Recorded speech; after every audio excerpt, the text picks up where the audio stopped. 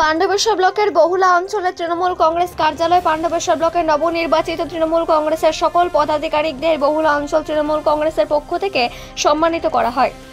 এই অনুষ্ঠানে উপস্থিত ছিলেন পাণ্ডবেশ্বর ব্লক সভাপতি প্রীতি মুখার্জি, সহসভাপতি বীর বাহাদুর সিং, পাণ্ডবেশ্বর ব্লক যুব সভাপতি নরোত্তম মণ্ডল, শ্রীকান্ত সাউ, আইএনটিটিউসি ব্লক সভাপতি গোপীনাথ নাগ, পাণ্ডবেশ্বর ব্লক মহিলা সহসভানেত্রী সোমা রয় চৌধুরী, মাইনরিটি সেলের ব্লক সভাপতি এমডি মিরাজ হোসেন, বহুলা অঞ্চল সভাপতি উত্তম মৃধা, রাজকুমার পাল, সারুদ্দিন হোসেন, অয়ন মুখার্জি, অয়ন দাস প্রমুখ উপস্থিত ছিলেন।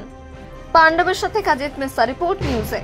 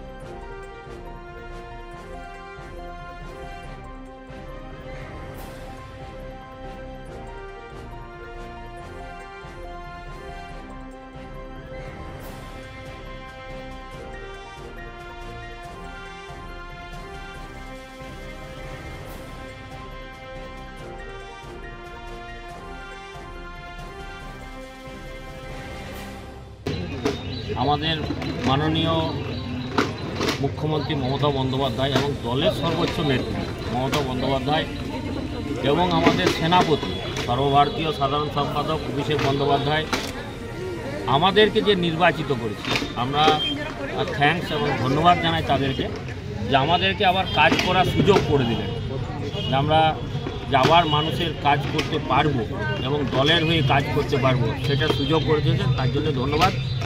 আমরা এই পুজোর মৌসুমে সবাই আমরা একসাথে মিলিত হয়েছি এবং তার সেইখানেই আমাদের সম্বর্ধনা সভা করলেন বহুলা অঞ্চল তৃণমূল কংগ্রেস। আমরা পুজোর পর থেকে আমরা দেখুন এই ছোট পুজো আছে 4-5 দিন, এই পুজোর মৌসুমটা কেটে যাবে। দল থেকেও নির্দেশ এসেছে, তাই নভেম্বর মাস থেকে আমরা আবার সাংগঠনিক কাজে নেমে পড়ব। কেননা আপনারা জানেন সামনেই নির্বাচন, বিহারে নির্বাচন হচ্ছে, আপনারা এখান থেকেও কিছু আঁচ পাচ্ছি। তা আমরা নির্বাচনের প্রস্তুতি হিসেবে আমরা সাংগঠনিক কাজ শুরু করে দেব। তাই সমস্ত কর্মীদেরকে অভিনন্দন জানাচ্ছি এবং তাদেরকে ধন্যবাদ জানাচ্ছি আমাদেরকে সম্বর্ধনা সভায় আয়োজন করার জন্য এবং আমাদেরকে সম্বর্ধনা দেওয়ার জন্য তাদেরকে অসংখ্য ধন্যবাদ জানালাম এবং কর্মীদেরকে এবং উৎসাহিত করার জন্য আগামী নভেম্বর থেকে আমাদের আরও কাজ আমরা শুরু করব। কিছুদিন আগে অধিকারী তো তৃণমূল কংগ্রেস করেছে এবং তার আগে ওনারা কংগ্রেসও করতেন, তখন সিপিএমের আমল। এখন উনি বিচার করুন যে সিপিএমের আমলে কেমন ছিল আর তৃণমূল কংগ্রেসের আমলে কেমন, এটা একটা বিচার করার দিক। দ্বিতীয় দিক হচ্ছে উনি যে সরকারের যে বিজেপি গভর্নমেন্টের একজন দলীয় নেতা, আমাদের এখানকার বিরোধী দলনেতা, তিনি যে স্টেটে বিজেপি গভর্নমেন্ট আছে সেখানে একবার নজর বলুক না, সেখানকার কথা বলুক না।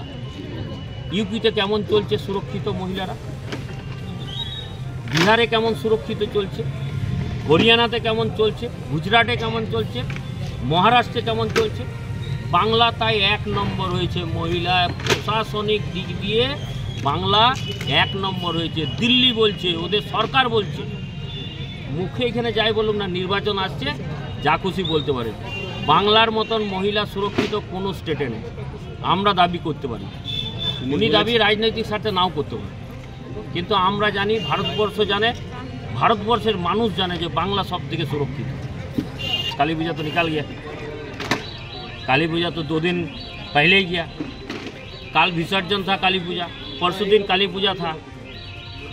अब मीडिया वाले लोग को दिखाना होगा क्लिपिंग, जे हर गांव में, शहर में तो छोड़ दीजिए, हर गांव में, चाहे बहुला गांव हो, चाहे कुमारडी गांव हो, चाहे हमारे परास्कुल गांव हो, चाहे केंद्रा हो कि बैद्यनाथपुर हो, आज काली पूजा 2 चरण में होता है। एक तो संधि पूजा, एक तो निशी पूजा।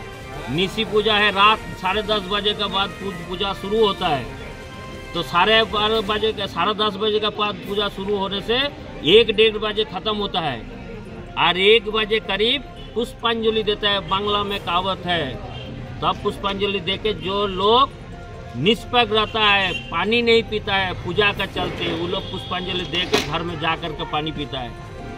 आप सारा रात काली पूजा में देखिएगा, काली পুজোতে সারা রাত ধরে মানুষ চলাফেরা করেছে, কোনো জায়গায় কোনো অঘটন নাই। পাণ্ডবেশ্বর ব্লকে রাজনৈতিক ভাষায় যেমন করে হোক বলতে হবে, ভোট টানতে হবে, মানুষকে বিভ্রান্ত করতে হবে, এইটাই ওদের কাজ, তাছাড়া কিছু নয়।